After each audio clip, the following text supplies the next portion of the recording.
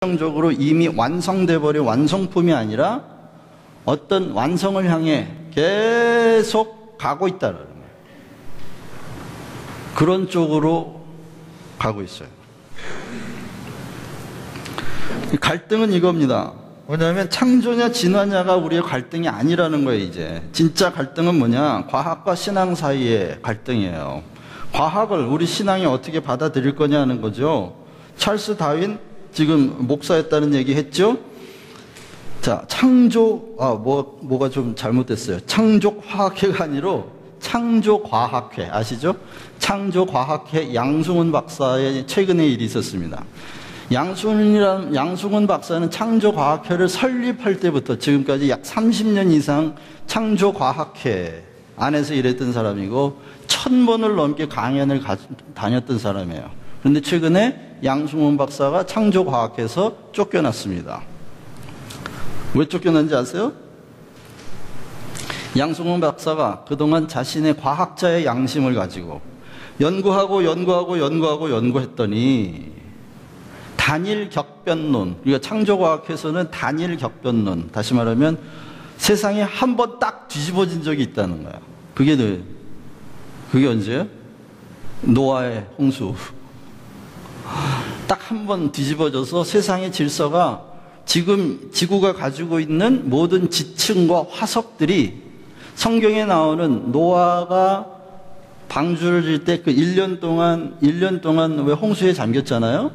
그 1년 동안 다 생겨난 거라는 거예요. 창조과학자들의 얘기는, 창조과학의 얘기는 세상은 딱 한 번 뒤집어진 적이 있고, 그리고 그 노아의 홍수 1년 동안에 지금 지구가 가지고 있는 지층과 그 지층 사이에 있는 화석들이 그 1년 사이에 다 만들어졌다는 거예요. 그리고 지구의 역사는 6000년이다. 왜? 성경에 나오는 족보들을 다 계산을 해보니까 약 6000년 정도가 나오는 거예요. 그걸 이 양승훈 박사가 30년 동안 1000번을 넘게 강연을 하고 다닌 사람이에요. 그런데 그 과학자의 양심상 조사해보니까 아니다. 지구는 단 한 번이 아니라 다중격변론을 발표했어요, 이 사람이. 다시 말하면 여러 번 지구 안에는 그런 격변하는 그런 시대가 있었다. 그리고 지구의 역사는 1만 년을 훨씬 넘을 가능성이 있다. 생각해보세요, 여러분. 1년 동안에 이거는요 거의 광신도의 수준이에요. 광신도. 창조과학자들은 전문 과학자들이 아니에요. 거의 광신도에 해당하는 사람들이에요. 1년 동안에 지구가 가지고 있는 모든 지층들과 화석이 다 만들어졌다고 믿는 거예요. 이거는요 신비주의보다 더 신비주의예요. 그런데 이 양승훈 박사가 그 양심적으로 그 다중격변론을 발표하면서 쫓겨났어요. 어느 날 이메일이 왔답니다. 이제는 출근하지 마세요. 이렇게. 네. 자, 그런 현상이 있는데요. 창조과학에서 얘기하는 이 6000년 지구 역사와 1년 안에 모든 지층과 화석이 만들어졌다는 이 이론은 전 세계에서 1%도 받아들여지지 않습니다. 과거에 지구가 평평하다고 믿고 있을 때, 그리고 지동설이 아니라 하늘이 돈다, 천동설을 믿고 있을 때처럼 그 정도의 아마추어리즘, 다시 말하면 아마추어 과학자들이 정당한 근거가 아닌 상상을 근거로 만드는 이론 정도로밖에 안 믿습니다. 과학자들은. 여러분, 지금 한국에는 창조과학회의 그 말들이 마치 진리처럼 퍼져나가고 있어요. 한국에는. 그들이 말하는 잘 데리고 가는 데가 어디냐면 미국에 있는 그 큰 그랜드 캐년을 잘 데려갑니다. 그리고 그 그랜드 캐년이 1년 동안에 만들어졌다는 거예요. 1년 안에. 그런데 그런 설명을 들으면서 와, 대단하신 하나님 감동을 합니다. 그럼 이게 큰 문제예요. 우리가 속고 있는 거죠. 지적인 자살입니다. 칼빈 대학교 벤틀 교수라는 사람이 최근에 종교 재판을 받았어요. 칼빈 대학이라는 이 대학은 보수 중에 보수, 칼빈의 신학을 근거로 하는 소위 장로교 아시죠? 제가 장로교 목사거든요. 그 장로교의 신앙을 근간으로 하는 이 칼빈 대학의 물리학 교수 벤틸이라는 교수가 있었습니다. 그런데 이 벤틸 교수가 최근에 이 진화론과 창조론의 조화에 관한 이야기를 하면서 진화론은 정설로 받아질 가능성이 있다. 성경은 진화론을 반박하지 않는다. 이런 이야기를 해서 종교 재판을 받았어요. 그 학교 안에서. 그런데 종교 재판을 받고 나서 이분이 오히려 각성이 됐어요. 과거의 갈릴레오를 종교적 범죄자로 지목했잖아요, 교회가.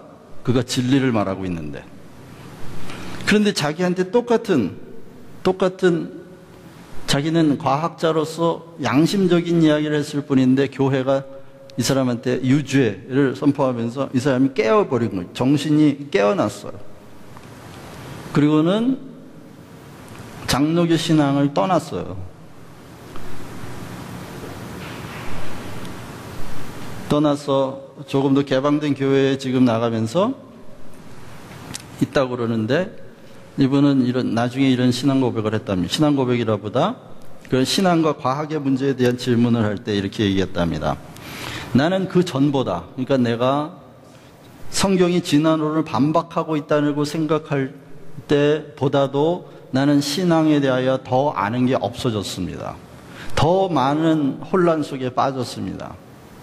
그러나 저는 그 전보다 훨씬 행복합니다.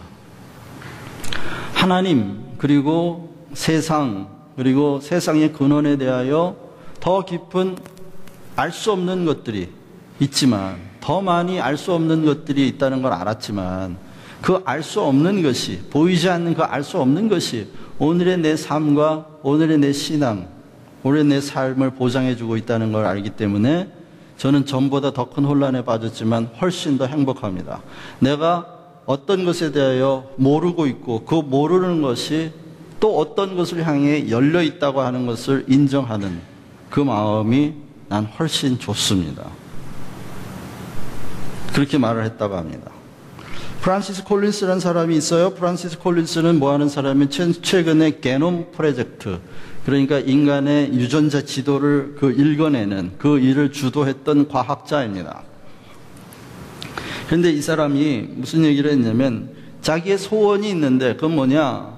과학자들과 신학자들이 한자리에 모여서 정직하게 과학과 신학의 현실을 이야기하며 더 원대한 하나님을 찾아내기를 원한다. 그런 말을 했어요.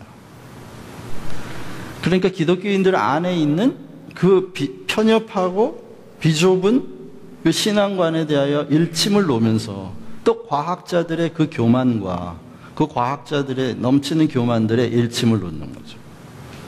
그래서 과학자와 신학자들이 함께 모여서 그들이 발견한 진실들을 이야기하며 더 커다란, 더 원대한 신학을 이루어가기를 원한다는 말을 했습니다. 여러분, 인간의 유전자 지도를 다 파악한 사람이에요. 다시 말하면 인간을 하나의 정보로 보는 사람이에요. 그런데도 불구하고 누가 이 정보를 여기다 이렇게 기록해 놨느냐 하는 거예요. 하나님을 인정하지 않을 수가 없는 거죠. 해결 방향은 뭐냐? 네, 아니요. 주님이 그러셨죠? 네는 네라 하라, 아니면 아닌 걸 아니라 하라. 그랬으니까 우리도 해결 방향을 거기서밖에 찾을 수 없어요. 네는 뭐냐? 네. 변증법적인 조화예요. 뭐냐면 과학과 신앙이 대립적으로 보이지만 사실은 이 두 개념을 통합하는 더 큰 진리 개념을 찾아야 합니다. 이게 네예요. 아닌 건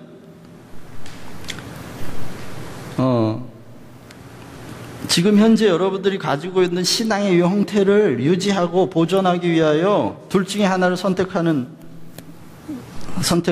한다. 이제 잘못 썼어요, 제가. 과학이냐, 신앙이냐, 둘 중에 하나를 선택해야 된다는 거예요. 근데 제가 볼 때 이건 아니라는 거죠. 이건 아니에요. 둘 중에 하나를 선택하는 게 아니에요. 아니고, 아까도 말씀드렸지만, 변증법적인 조화. 그러니까, 과학과 신앙이 보면 대립하는 부분이 있어요. 그런데 이 대립하는 이것을, 예를 들면, 하나님의 공의와 사랑이 서로 대립하는 것처럼 보이잖아요. 그렇죠? 하지만, 이건 대립이 아니에요. 더 큰 진리 개념 안에서, 더 높은 진리 개념 안에서 이 둘은 통합된다. 그게 뭐였죠? 생명이에요, 생명. 생명이라는 개념 안에서 하나님의 공의는 생명의 원천으로, 근간으로, 하나님의 사랑은 생명의 통로로 통합된다. 그렇게 과학과 신앙은 서로 대척하고 배척하고 배제하는 것이 아니라 어떤 질서 안에서 서로 돕는다는 거예요. 결론이 뭐냐? 창조신앙은 포기할 수 없는 진리다 하는 겁니다. 그렇죠. 하나님의 창조주를 포기하거나 하나님의 창조력, 하나님의 창조 능력을 포기한다면 우리는 신앙 자체를 그냥 포기하는 거예요. 또한 과학은 신학에 영감을 주는 친구로 받아들여야 된다는 겁니다. 예. 과학, 이성, 논리 이런 것들을 우리 신앙에 영감을 주는 친구로 받아들여야 돼요. 지난번에 여러분 제가 몇 가지 양자역학에 관한 비디오를 보여드렸죠. 빛에 관한, 빛이 파동으로 움직이다가 입자로 움직이는 그런 빛이 광자라고 하는 입자이면서 동시에 전파같이 파동 운동을 할 수 있는 그런 신기한 물질이라는 걸 발명했다는 걸 보여드렸죠. 자, 여러분 그걸 우리가 봤어요. 성경에 빛에 관한 얘기가 굉장히 많이 나와요. 과학자들이 발명해낸 그 발견을 통해 우리는 신앙적으로 더 깊은 영감을 받는 거예요. 그렇죠. 그들의 발견은 사실의 세계에 국한되어 있는 거예요. 그들의 관심은 보이지 않는 세상에 대해 관심이 없어요. 보이는 세상, 현실 세계, 자연 요 안에 있는 현상적이고 사실적이고 과학적인 것에 대해 관심이 있기 때문에 그 사람들을 비난할 필요가 없는 거예요. 오히려 우리는 그들의 발전을, 그들의 발견을 받아서 우리는 그들이 발견한 그 사실, 그들이 발견한 그 원리, 그것을 꽃이라고 볼 수 있는데, 아름다운 꽃을 발견한 거죠? 그 꽃의 뿌리가 어디에 있느냐? 예를 들면, 창조론자들과 진화론자들의 공통적인 관심은 어디냐면, 이 자연과 생명계에 대한 관심이에요. 그 근원이 어디 있느냐? 공통적인 관심이 있어요. 하지만 엄격하게 잘 생각해 보면 창조론과 진화론은 그 영역에 있어서 달라요. 영역에 있어서 달라. 진화론자들의 관심은 요 시간과 공간 안에서의 현실 세계예요. 하지만 창조론자들의 관심은 시간과 공간을 떠난 그 이전에 있었던 세상까지 다 관심이 있는 거예요. 다시 말하면 창조론자의 이 범위는 진화론자의 범위보다 훨씬 큰 거예요. 그렇죠? 훨씬 커요. 보이지 않는 세상까지 내포하는 거고 하나님까지, 창조주까지 다 포용하고 있지만 진화론자들은, 진화론자의 관심은 보이는 세상, 우리 확인할 수 있는 사실의 세상에 국한되어 있기 때문에 오히려 그들의 노력을 치하하고 격려해서 그들의 노력을 통해 우리는 신앙적으로 영감을 받아야 되는 거예요. 근데 그런 자신이 없는 사람들은 왜? 자기 신앙의 뿌리가 사실에 두고 있기 때문에 그런 도전이 왔을 때 겁이 나요. 겁이 나요. 여러분의 신앙의 뿌리가 현실의 세계를 초월하는 진리의 세계, 영적인 세계, 하나님의 세계에 뿌리를 두셔야만 합니다. 예를 들면 보세요. 과학자들, 진화론자들의 최종적인 관심이 어디 있다고요? 이 자연과 생명계예요. 그런데 성경은 뭐라고 말하느냐? 생명이 어디에 있었다고 말하죠?